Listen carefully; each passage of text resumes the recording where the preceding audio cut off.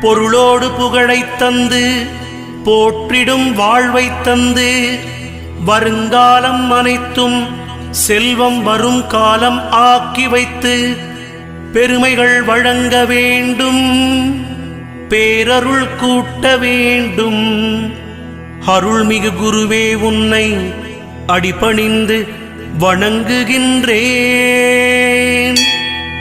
வருடம் ஓர் ராசி வீதம் வட்டமாய் சுழன்று வந்தே தருகிற பலனை நாங்கள் தங்கமாய் ஏற்றுக்கொள்வோம்.